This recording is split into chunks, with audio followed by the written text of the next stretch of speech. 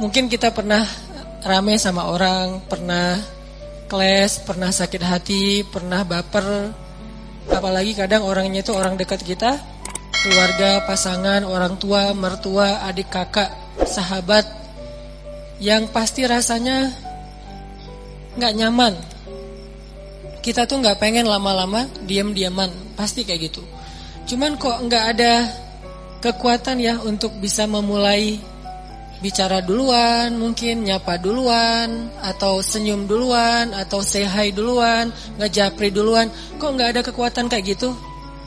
Yang terjadi justru kita kayak pasif nungguin dan berharap dia duluan yang nyapa kita. Diam-diam sebetulnya berharap, tapi gak pengen kita yang duluan. Nah, ini namanya ego nih. Hati kita secara jujur sebetulnya pengennya udah deh gak usah gini-gini amat, gak usah diam-diaman terus. Udah deh kita mending netral lagi, biasa lagi, cair lagi. Dengan geng kita, mungkin geng kecil yang dari SD, SMP, SMA udah barengan, terus baru pisah, nikah dia duluan, kita tinggal sendiri misalnya. Kan suka kayak gitu tuh, ada baper-bapernya, gak pengen lama-lama. Tapi yang terjadi udah lebih seminggu gak ada yang duluan datang untuk menyapa, karena dua-duanya menjaga ego. Berat rasanya untuk ngelawan ego dalam diri sendiri. Ini sering terjadi dalam kehidupan kita. Dan yang lebih fatal lagi dengan orang tua nih. Sampai kalau dengan orang tua atau dengan mertua lebih berat lagi tuh.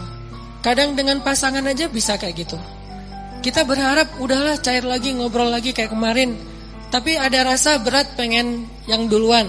Nah, gimana cara kita bisa menjaga melawan ego kita sehingga tetap bisa menjaga silaturahim, menyambung silaturahim, berdamai dengan orang-orang yang dekat dengan kita selama ini ketika ada masalah. Ini pembahasan yang luar biasa penting, walaupun mungkin kita udah pernah baca hadis-hadisnya, pernah dengar ceramah-ceramah tentangnya. Setidaknya hari ini kita pengen refresh lagi semangat kita untuk melawan ego. Melawan ego itu dalam kehidupan kita tuh ada banyak macam, teman-teman.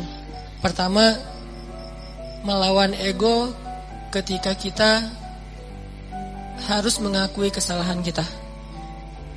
Ini berat nih. Mengakui bahwa kita salah itu berat. Dan yang membuat kita sulit mengakui kesalahan kita, walaupun secara jujur di dalam hati kita nyadar kalau kita tuh salah, tapi gak pengen ngaku, itu pasti ego. Nah, ada satu kisah yang luar biasa. Kisah ketika Nabi SAW selesai perang Khaybar. Perang Khaybar itu perang paling besar antara kaum muslimin dengan orang Yahudi di Madinah. Ini paling besar. Dan bisa dibilang perang terakhir Nabi SAW. Setelah itu udah kayak gak ada lagi perang-perang yang sulit. Ini perang Khaybar. Perang Khaybar, setelah selesai perang, ada beberapa tawanan perang. Salah satunya adalah calon istri Nabi, orang Yahudi. Siapa namanya? Sofia. Jadi salah satu tawanan perang Khaybar itu adalah Sofia. Suaminya terbunuh dalam perang Khaybar, saudaranya terbunuh dalam perang Khaybar, ayahnya terbunuh dalam perang Khaybar, pamannya terbunuh dalam perang Khaybar, keluarga besarnya banyak yang terbunuh dalam perang Khaybar. Dan cuman mungkin bisa dibilang dia sebatang kara yang selamat dalam perang Khaybar dan jadi tawanan kaum muslimin. Akhirnya Nabi datang ke tenda para tawanan perempuan. Nabi mencari tahu di mana Sofia, karena dia anak kepala suku. Ditunjukkan oleh sahabat, masuklah Nabi dengan beberapa orang sahabat ke dalam tenda Sofia. Dan Sofia waktu itu komen dalam postingan itu tuh. Kata Sofia, Muhammad adalah orang yang paling aku benci saat itu. Gimana enggak? Ayahnya dibunuh, pamannya dibunuh, saudaranya dibunuh, suaminya dibunuh. Keluarga besarnya banyak yang terbunuh dalam perang Khaybar. Sehingga kata Sofia, Muhammad adalah orang yang paling aku benci waktu itu. Jadi Nabi datang ke Sofia dalam kondisi Sofia itu lagi benci banget sama Nabi. Ngelihat wajah Nabi juga gak mau. Apalagi nge-follow. Ngelihat wajahnya aja gak mau. Kalau Nabi request mau follow, pasti di blok. Jadi benar-benar nih Sofia lagi marah berat dan lagi baper berat sama Nabi, lagi benci banget sebenci-bencinya dan lagi sedih sesedih-sedihnya. Gimana nggak sedih, kehilangan satu keluarga aja sedih, ini apalagi satu keluarga besar, termasuk orang yang paling penting dalam hidupnya, ayah dan suaminya. Apa yang dilakukan Nabi? Nabi datang minta maaf kepada Sofia. Apakah Nabi salah? Tidak.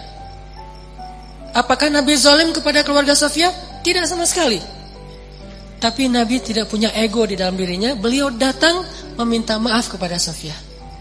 Masuk ke tenda Sofia. Sofia, maafkan aku atas kematian ayahmu. Maafkan aku atas kematian suamimu. Maafkan aku atas kematian saudaramu, pamanmu, keluarga besarmu. Kemudian Nabi menjelaskan apa yang sebenarnya terjadi. Aku udah ngasih kesempatan buat ayahmu, tapi beliau menolak, beliau malah menyerang kami, beliau malah zalim kepada beberapa kaum muslimin dan seterusnya. Nabi menjelaskan, meminta maaf, menjelaskan, meminta maaf, menjelaskan, meminta maaf, terus menerus sampai akhirnya luluh hati Sofia dan tiba-tiba Sofia menjadi jatuh hati kepada Rasulullah SAW. Lihat luar biasanya Nabi dalam meminta maaf. Bukan maaf ya, udah selesai pergi. Enggak. Beliau minta maaf sampai Sofia jatuh hati kepada beliau. Itu gimana caranya tuh? Orang yang tadinya benci banget jadi cinta banget. Sehingga kata Sofia, beliau terus meminta maaf dan menjelaskan, meminta maaf dan menjelaskan, meminta maaf dan menjelaskan, sampai akhirnya beliau menjadi orang yang paling aku cintai di muka bumi. Ini luar biasanya akhlak Nabi SAW. Jadi Nabi itu bukan hanya bisa bikin orang yang lagi bete jadi happy, malah orang yang jadi lagi haters banget jadi followers dan fans berat. Bukan fans lagi, loversnya jadi pencinta. Ini artinya ada pelajaran gimana melawan ego. Mengakui bahwa kita salah, walaupun posisi Nabi sebetulnya beliau gak salah. Namanya perang pasti ada adu fisik segala macam. Lagian kalau kita baca kronologis cerita perang Khaybar, maka kita akan lihat bahwa Nabi itu udah toleran banget, udah ngasih kesempatan banget, udah ngasih banyak tawaran-tawaran yang gak harus perang deh. Udah kita damai aja. Tapi mereka gak mau. Akhirnya gak bisa dihindari, terjadilah perang. Kalau kita baca kronologis panjangnya perang Khaybar. Tapi dalam kondisi Nabi gak bersalah, Nabi gak zolim, Nabi gak pernah mencurangi hak orang lain, Nabi masih datang kepada perempuan ini untuk meminta maaf. Gimana dengan kita yang mungkin kondisi kita gak seperti Nabi yang suci, yang maksum. Pasti ada salahnya kita. Walaupun kadang-kadang yang pertama salah orang lain. Yang pertama salah itu mungkin teman, salah ngomong, salah sikap, atau kadang-kadang sikapnya bukan sesuatu yang gimana, cuman diam doang. Kadang dia diam, kita baper. Akhirnya bapernya tuh berlarut-larut sampai keinget lagi yang dulu-dulu, jadilah diakumulasi jadi rame. Emang sih dia dari dulu tuh kayak gitu, dibawa yang dulu-dulu. Padahal katanya dulu udah dimaafin, tapi masih dibawa lagi. Nah ini artinya kalau Nabi aja yang gak bersalah datang meminta maaf duluan, dan meminta maafnya tuh gak sekali, berjam-jam loh. Kalau kata periwayat cerita itu berjam-jam Nabi minta maaf, sampai membuat Sofia perlahan-lahan yang tadinya gak mau ngelihat, mulai ngelihat. Yang tadinya gak mau senyum, mulai matanya agak sedikit gak mau melotot lagi gitu.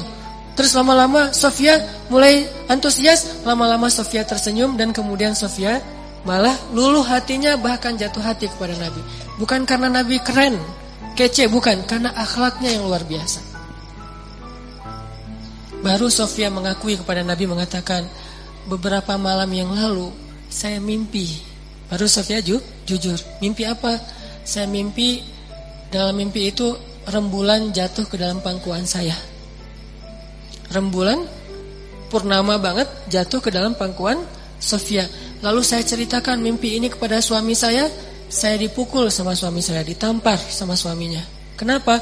Karena suaminya tahu makna dari mimpi. Kata suaminya, kamu jangan macam-macam, kamu tertarik dengan laki-laki yang di Madinah, maksudnya Muhammad.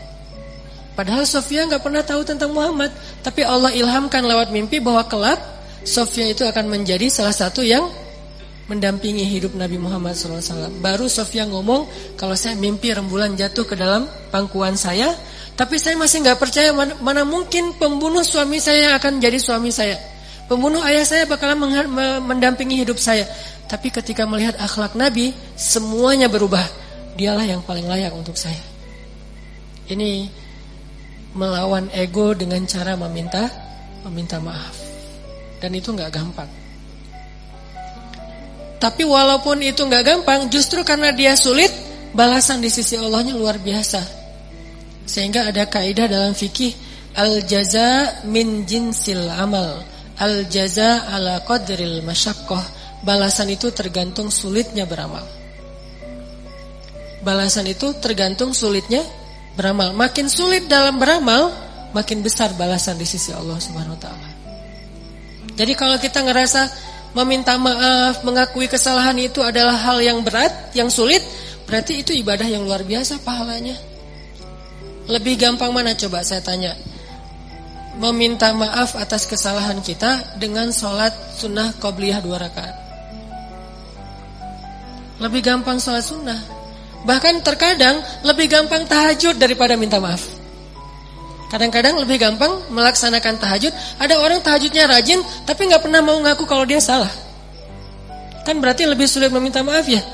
Maka dari itu menjadi salah satu indikasi bahwa meminta maaf dalam kondisi tertentu pahalanya lebih besar daripada ibadah tahajud. Kenapa? Karena dia lebih sulit. Al-jaza'u ala qadril masyaqqah. Balasan itu tergantung tingkat kesulitan dalam beramal. Ada 2 orang yang datang ke masjid. Yang satu jarak rumahnya cuma di sebelah masjid, yang satu lagi jauh dari masjid. Kemudian kondisinya hujan, sehingga dia hujan-hujanan datang ke masjid, dingin, berdiri di shaf pertama di belakang imam, barengan nih. Tapi pahalanya beda. Tergantung apa? Tergantung kesulitan. Yang satu dekat masjid, pahalanya pahala berjamaah. Yang kedua jauh dari masjid, pahalanya berjamaah dan effort yang lebih. Begitu juga kita ketika kita ngerasa ada ego yang harus kita lawan. Makin berat ego yang harus kita lawan, makin besar pahala dari ibadah itu. Ini namanya meminta maaf. Gak gampang. Bahkan Nabi SAW kadang meminta maaf kepada pasangannya, kepada keluarga besarnya, kepada sahabatnya kalau beliau pernah menyakiti mereka. Buktinya apa? Sebelum Nabi wafat, dalam kondisi sakit berat, Nabi itu lagi meriang, lagi gigil gitu. Tiba-tiba Nabi berdiri dalam keadaan yang enggak gemetar gitu, enggak kuat berdiri. Nabi berdiri di depan mimbar. Nabi mengatakan, "Wahai sahabat-sahabatku, wahai sahabat-sahabatku, kalau aku pernah menyakiti kalian sebelum ini, maka maafkanlah aku. Jika kalian ingin mengambil hak kalian untuk membalas, maka balaslah sekarang, karena mungkin ini adalah pertemuan kita yang terakhir." Bayangin seorang nabi yang jasanya itu udah lebih daripada ibu ke anak kan? Jasa ibu ke anak masih kalah dengan jasa nabi kepada umatnya. Kalau ibu ke anak jasanya apa? Mengandung, melahirkan, menyusui, membesarkan. Kalau jasa Nabi bukan cuma di dunia, tapi juga di akhirat. Nabi itu paling berjasa dalam hidup kita, bahkan lebih daripada orang tua kita. Orang tua kita nanti di akhirat ninggalin kita loh. Begitu bangkit dari kubur, semuanya jalan sendiri-sendiri. Bahkan kalau kita dikuburin satu kuburan dengan pasangan kita, cinta sejati nih, pengen satu kuburan berdua, nanti begitu bangkit tetap aja gak saling menolong, bahkan saling meninggalkan. Kenal gak? Kenal. Jadi pas kita bangkit dari kubur, baru dihidupkan kembali, kita ngeliat ke sebelah, ada dia di sebelah. Itu pasangan kita banget tuh. Bahkan bukan mantan, emang dia istri kita atau suami kita. Gak ada dendam gitu, masih ada rasa kasih sayang gitu. Bangkit dari kubur ngelihat pasangan kita, sama sekali kita gak mikirin untuk menolong dia. Pergi aja sendiri. Dia juga gitu, pergi sendiri. Yauma yafirrul mar'u min akhihi wa ummihi wa abihi wa sahibatihi wa bani likulli imri'in minhum yauma idzin sya'nun yughni. Hari ketika seorang ibu ayah meninggalkan anaknya, ketika istri suami meninggalkan pasangannya, ketika adik kakak meninggalkan saudaranya, ketika sahabat karib meninggalkan sahabatnya, setiap orang sibuk hanya dengan urusannya sendiri-sendiri. Cuman satu orang yang hari itu peduli kepada kita. Bukan ayah kita, Bukan ibu kita, bukan istri kita, bukan suami kita, bukan guru kita, bukan sahabat kita, bukan geng SD kita, bukan teman satu grup sama kita, bukan siapapun. Terus siapa? Rasulullah Sallallahu Alaihi Wasallam. Cuman Nabi yang paling sibuk di hari itu. Nyari-nyari kita, terus minta ke Allah, ya Allah selamatkan dia. Nyari lagi, ya Allah selamatkan dia. Terus saja sepanjang waktu. Jadi Nabi itu orang yang paling berjasa. Jadi walaupun kalaupun beliau pernah menyakiti, ya sudah hak beliau untuk dimaafin. Kecil kesalahan beliau kalau pernah pun menyakiti sahabat dibandingkan dengan jasa yang sangat besar. Dan gak mungkin juga Nabi sengaja menyakiti, pasti gak sengaja. Tapi dalam kondisi kayak gitu Nabi masih minta maaf, bayangin. Seorang Rasul, utusan Allah, kekasih Allah, minta maaf kepada umatnya. Terus siapa? Kita sebagai suami harus merasa ego meminta maaf kepada istri. Apakah kita lebih mulia daripada Rasulullah? Siapa kita sebagai istri merasa ego meminta maaf kepada suami? Apakah kita lebih mulia daripada Rasulullah? Meminta maaf kepada orang tua, meminta maaf kepada anak, meminta maaf kepada mertua, teman dan seterusnya. Apakah kita lebih mulia daripada Rasulullah yang udah sempurna? Tapi beliau tetap meminta maaf kepada umatnya. Nabi berdiri dalam keadaan susah payah. Padahal Nabi kalau pengen minta maaf bisa aja mention aja lah, gak usah harus ketemu orangnya kan ya. Tinggal add siapa minta maaf ya, udah. Nabi bisa telepon, Nabi bisa japri, Nabi bisa ngutus orang, kasih tahu ke dia saya minta maaf. Atau suruh ngumumin sama kayak Abu Bakar gitu. Abu Bakar berdiri di atas mimbar, wahai kaum muslimin, Rasulullah lagi sakit keras. Beliau berpesan minta maaf kalau ada salah kepada kita semuanya. Bisa kan?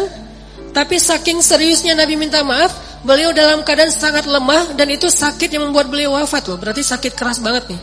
Tapi beliau sempat-sempatin untuk berdiri di atas mimbar dalam keadaan gemetar dan mengatakan, maafkanlah aku wahai kaum muslimin, wahai sahabat-sahabatku. Dan kalau kalian sulit menerima permintaan maaf, maka balaslah sesuai dengan hak kalian. Nabi siap dibalas. Dan itu jujur dari Rasulullah. Tiba-tiba seorang sahabat yang kita tahu Ukasyah berdiri mengatakan, ya Rasulullah, saya akan mengambil kisos. Para sahabat semuanya kaget. Ukasyah kok tega banget sama Nabi, nggak ngelihat Nabi lagi sakit keras. Dan itu kekasih mereka semua. Mereka lebih mencintai Nabi daripada orang tuanya, daripada pasangannya. Makanya ada istilah bi abi wa ummi anta ya Rasulullah. Engkau lebih kami cintai dari semuanya ya Rasulullah. Tiba-tiba Ukasyah bilang, ya Rasulullah, saya menuntut kisos. Karena dulu Rasulullah pernah mencambuk punggung saya ketika sedang mengendarai onta. Enggak sengaja kena pas ngangkat kayak cambukan gitu untuk ini onta, kena Ukasyah. Nabi langsung meminta dipapah untuk turun dari mimbarnya. Wahai Ukasyah, ambillah hakmu. Sama sekali gak berubah wajah Nabi. Sama sekali Nabi itu gak merasa, Ukasyah, ya sih cuman gak gitu-gitu amat kali, kan saya lagi sakit. Enggak. Ukasyah, kamu gak ngelihat nih wajah saya pucat kayak gini. Ukasyah tega banget sih sama aku. Enggak sama sekali nih Rasulullah. Tulus banget minta maaf. Kalau kita kan kayak minta maaf itu basa-basi ya. Minta maaf dengan harapan dia juga ngakuin kalau kesalahan dia lebih banyak gitu. Agak-agak kurang tulus sih, modus banget kalau kita. Kalau Rasulullah itu tulus banget. Begitu Ukasyah minta kisos, Rasulullah turun dan Rasulullah bilang, tolong ambilkan cemeti untuk Ukasyah. Diambilkan oleh sahabat. Terus Ukasyah pegang itu, kata Ukasyah, ya Rasulullah, waktu itu saya gak pakai baju. Nabi pakai baju tebal karena beliau lagi meriang. Kata Ukasyah, waktu itu saya gak pakai baju. Nabi langsung membuka baju beliau. Gak pakai baju sama sekali. Kata sahabat, ya Rasulullah, biar saya aja yang ganti engkau. Ya Ukasyah, aku aja yang ganti Rasulullah. Kalau kamu mau tambahin aja 10 kali lipat. Tapi jangan Rasulullah, kami aja yang ganti Rasulullah. Banyak yang jadi relawan pengen gantiin posisi Nabi. Abu Bakar, Umar, semuanya pengen gantiin. Ukasyah diam dan Nabi mengatakan, tidak, itu adalah kewajiban aku untuk Ukasyah. Itu hak Ukasyah. Minggir. Pada minggir semuanya. Nangis sahabat melihat Nabi diperlakukan gitu-gitu amat. Seandainya boleh tuh udah digebukin tuh Ukasyah. Cuman kan gak boleh, karena itu hak Ukasyah ya. Pada sebel semuanya. Pokoknya habis ini kita unfollow semuanya, di blog, gak ada yang boleh ngomong sama Ukasyah. Pokoknya Ukasyah itu harus dikucilkan. Udah pada sebel semuanya sama Ukasyah. Ada yang di sebelahnya, Ukasyah apaan sih lo? Kayak gitu-gitulah. Ukasyah diam aja. Nabi membuka bajunya, nggak pakai baju sama sekali sehingga kelihatan kulit beliau yang bersih, badan beliau yang mulai kelihatan beliau lemah banget, sakit. Lalu Ukasyah mendekat, Nabi bersiap dan Nabi udah pasrah. Kenapa? Karena Nabi tidak mau zalim kepada siapapun. Langsung dibuang tuh sama Ukasyah cemetinya, langsung dipeluk oleh Ukasyah, dicium punggungnya Nabi oleh Ukasyah. Nabi kaget, Ukasyah ada apa? Ukasyah ada apa? Sahabat juga kaget, apa-apaan sih ini? Makin kaget gitu. Jangan-jangan kalau zaman sekarang mah ya. Oh ternyata Ukasyah melukin Nabi erat banget dipeluk. Terus kata Ukasyah, ya Rasulullah, masalah itu jauh-jauh hari udah saya lupakan. Saya itu mah nggak penting. Kalau Nabi mau cambukin aja lagi saya 1000 kali, nggak masalah buat saya. Saya hanya pengen kali ini karena Nabi bilang pertemuan terakhir, maka untuk terakhir kalinya saya pengen menyentuh kulit Nabi Muhammad SAW. Tapi nggak usah gitu-gitu amat juga ya kali ya kalau bahasa kita mah. Ini agak-agak unik nih caranya nih. Cuman Allah alam ya kondisi waktu itu, jangan menjudge sejarah. Yang jelas Ukasyah meluk, terus Nabi mengatakan kulit yang bersentuhan dengan kulitku maka Allah haramkan dari api neraka. Yang lain pada heboh, oh yaudah ikutan, heboh gitu. Sambil meluk, sambil selfie, ada yang pengen update status gitu kalau zaman sekarang. Kan nggak lupa ya kemana-mana bawa handphone, sadar kamera banget. Lihat gimana Rasulullah SAW itu serius minta maaf. Padahal salah apa sih Nabi kepada umatnya? Kalaupun ada juga nggak sengaja, lagian jasa beliau jauh lebih besar, tapi masih mau minta maaf. Dan minta maafnya itu bukan nunggu sembuh, bukan nunggu sehat. Dalam keadaan sakit keras juga beliau datangin orang untuk minta maaf. Artinya seandainya Ukasyah nggak ada di situ, Nabi datangin tuh rumah Ukasyah minta maaf. Bukan ditelepon, didatangin orangnya. Didatangin orangnya buat apa? Meminta maaf. Apa yang membuat Nabi begitu luar biasa bisa melawan ego beliau? Iman. Obat ego itu adalah iman. Karena beliau yakin semua yang terjadi di dunia ini nanti akan dipertanggungjawabkan nanti di akhirat. Dan di atas pertanggungjawaban itu ada satu hal lagi. Karena meminta maaf itu adalah salah satu ciri hamba yang dicintai Allah Subhanahu wa taala. Allah tuh cinta banget sama hamba yang senang meminta maaf, baik kepada Allah ataupun kepada manusia. Allah senang banget. Makanya ada istilah li'ajlika rabbi. Apa arti li'ajlika rabbi? Jadikan semua yang kita lakukan itu ini untukmu ya Allah. Kalau karena Allah agak-agak mainstream ya, bahasanya agak kurang berasa. Untukmu ya Allah. Jadi kita meminta maaf. Kenapa saya harus melawan ego saya minta maaf? Ini untukmu ya Allah, saya meminta maaf. Ini untukmu ya Allah, saya memaafkan. Ini untukmu ya Allah, saya menahan amarah. Ini untukmu ya Allah, ini untukmu. Semua yang kita lakuin dalam kebaikan-kebaikan di dunia tuh, coba kita niatkan, ini untukmu ya Allah. Kalau bukan karena engkau, saya gak akan sanggup melakukan ini. Jadi bukan untuk suami, bukan untuk teman, bukan untuk orang tua, mertua, bukan untuk orang lain, tapi untuk Allah. Coba niatkan itu, insya Allah akan lebih ringan. Kadang-kadang yang buat kita ego dan ngerasa berat itu kan ngerasa bahwa ini untuk orang itu ya. Udah dia jahat ke saya terus saya maafin, enak banget. Kalau untuk dia kita ngerasa agak-agak kayak rugi gitu. Tapi kalau untuk Allah, ini untukmu ya Allah, saya melakukan hal yang berat kayak gini. Niatkan untuk Allah bukan untuk orangnya. Maka insya Allah Allah akan melapangkan dada kita. Minta maaf.